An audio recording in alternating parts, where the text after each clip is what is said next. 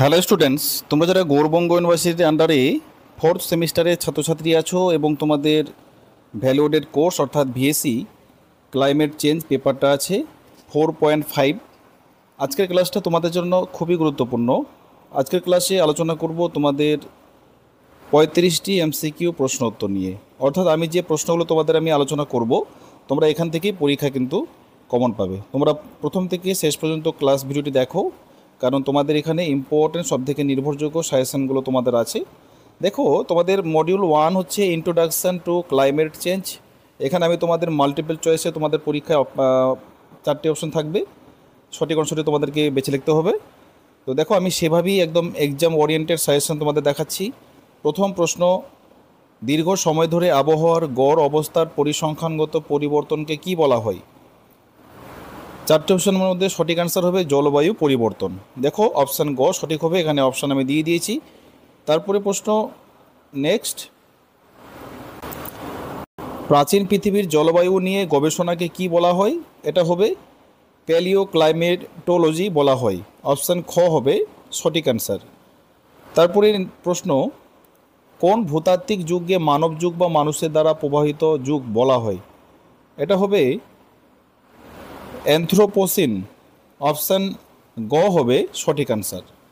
তারপরে প্রশ্ন, নিচের কোনটি জলবায়ু পরিবর্তনের প্রধান মানব সৃষ্টির কারণ? এটা হবে গ্রিন হাউস গ্যাস নির্গমন। অপশান গ হবে সঠিক অ্যান্সার।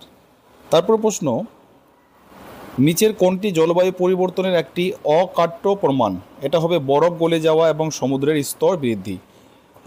আরেকটা বিষয় তোমাদের সঙ্গে শেয়ার করার আছে, সেটা হলো তোমরা যারা 4.5 VSC subject study material purchase করতে চাইছো, তাহলে এই যে নিচে নম্বরটা দেখতে পাচ্ছ, এই নম্বরে যোগাযোগ করে তোমরা সংগ্রহ করতে পারো। এখানে তোমরা ফুল সাজেশনটা পেয়ে যাবে।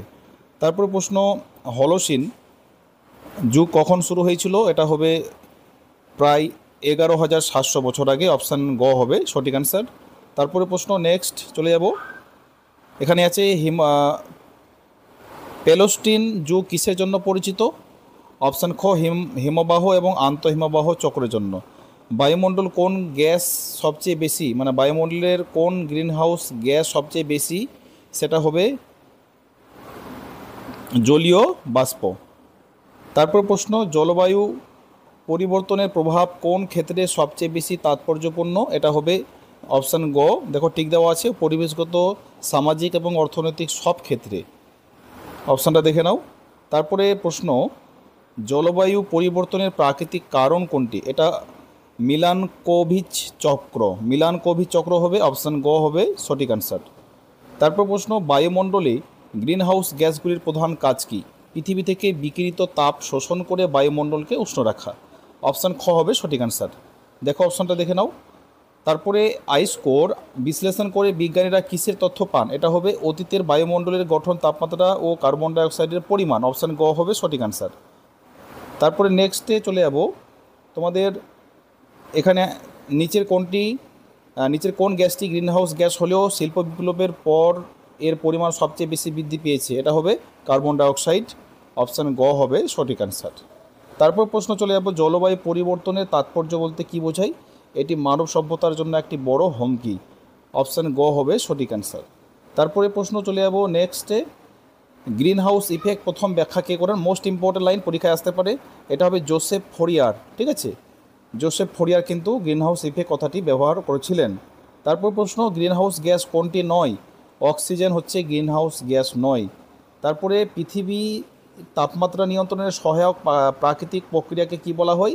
গ্রিন হাউস প্রভাব বলা হয়। অপশান ক হবে সঠিক অ্যান্সার। দেখো, তোমাদের প্রত্যেকটা প্রশ্নই কিন্তু ইম্পর্ট্যান্ট। তোমরা এই ভিডিওটা অবশ্যই তোমাদের বন্ধুবান্ধবের কাছে শেয়ার করো। আর তোমাদের পরীক্ষার জন্য এটা সবথেকে নির্ভরযোগ্য। কবে থেকে জলবায়ু পরিবর্তনকে বৈশ্বিক হুমকি হিসেবে গুরুত্ব দেওয়া শুরু হয়? এটা হবে রিও আর্থ সামিটের পর থেকে। ঠিক আছে, মানে 1992 রিও আর্থ সামিটের পর থেকে। এটা সালটা জেনে রাখো, এখানে সালটা এখানে আসেনি টাইপিংয়ের জন্য। তারপর প্রশ্ন, নিচের কোনটি জলবায়ু পরিবর্তনের অন্যতম প্রতিকূল প্রভাব? মেরু অঞ্চলে বরফ গলে যাওয়া। তারপরে প্রশ্ন নেক্সটে চলে যাব, এখানে আরও এক্সট্রা প্রশ্ন রেখেছি। মিশন লাইফ লো কার্বন লাইফস্টাইল কিসের সাথে সম্পর্কিত? এটা হবে অপশান বি। এখানে বি দিয়ে করেছি, কার্বন নিগম কমানো। গ্রিন এনার্জি বলতে কি বোঝায়? সঠিক অ্যান্সার অপশান সি, পরিবেশ বান্ধব শক্তি। এটা অপশান সি নাম্বার। এটা নেক্সটে দেখো, বন্য উজাড়ের প্রধান কারণ কোনটি? কৃষি সম্প্রসারণ। অপশান বি হবে সঠিক অ্যান্সার। তারপর প্রশ্ন চলে যাব নেক্সটে, বায়ু দূষণের প্রধান কারণ কোনটি? কার্বনের ছোঁয়া প্রধান কারণ। কার্বন নির্গমনের প্রধান কারণ কি? হ্রাসপ্রাপ্ত গ্যাস নির্গমন। এই যে অপশান এ সঠিক অ্যান্সার। আরও তোমাদের অতিরিক্ত এখানে 10টি এমসিকিউ আছে, এক্সাম ওরিয়েন্টেড তোমাদের এমসিকিউ। এই প্রশ্নগুলো পড়ে গেলে তোমরা পরীক্ষায় কিন্তু কমন পেয়ে যাবে। জলবায়ু পরিবর্তনের প্রধান বৈজ্ঞানিক প্রমাণ কোনটি?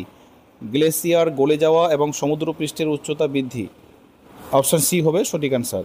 তারপর প্রশ্ন মোস্ট ইম্পর্ট্যান্ট, অ্যানথ্রোপোসেন শব্দটি দ্বারা বোঝায় মানুষের দ্বারা প্রভাবিত যুগ। অপশান সি হবে সঠিক অ্যান্সার। জলবায়ু পরিবর্তনের অন্যতম বৈজ্ঞানিক কারণ কি? গ্রিনহাউস গ্যাস নির্গমন। অপশান সি হবে সঠিক অ্যান্সার। তারপরে আছে এখানে কি, প্যালিও ক্লাইমেট বলতে কি বোঝায়?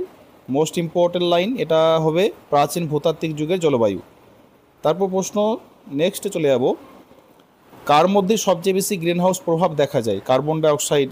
এটা হবে কার্বন ডাইঅক্সাইড। জলবায়ু পরিবর্তন গবেষণার সবচেয়ে বেশি ব্যবহৃত তথ্য সূত্র কোনটি? এটা হবে আইস্কোর বিশ্লেষণ। কোন সময়কাল থেকে হলোসিন যুগ শুরু হয়? এটা কিন্তু জানার বিষয়, ঠিক আছে। এটা হবে প্রায় 11,700 বছর আগে থেকে। তারপর প্রশ্ন, নিচের কোনটি মানবসৃষ্ট জলবায়ু পরিবর্তনের প্রধান কারণ নয়? এটা হবে সূর্য শক্তির চক্র। জলবায়ু পরিবর্তন বোঝার জন্য কোন আন্তর্জাতিক সংস্থা গুরুত্বপূর্ণ ভূমিকা রাখে? এটা হবে আইপিসিসি, ঠিক আছে। এটা ফুল ফর্মটা জেনে রাখো, মানে এটার শর্ট ফর্মটা এটা হচ্ছে আইপিসিসি। ক্লাইমেট বলতে কি বোঝায়? একটি স্থানের দীর্ঘমেয়াদী আবহাওয়া পরিস্থিতিকে বোঝায়। অপশান বি হবে সঠিক অ্যান্সার। তো এই ছিল তোমাদের ইম্পর্ট্যান্ট 35টি এমসিকিউ প্রশ্ন উত্তর। তোমরা এই প্রশ্নগুলো পড়ে গেলে পরীক্ষায় কিন্তু এখান থেকে কমন পেয়ে যাবে।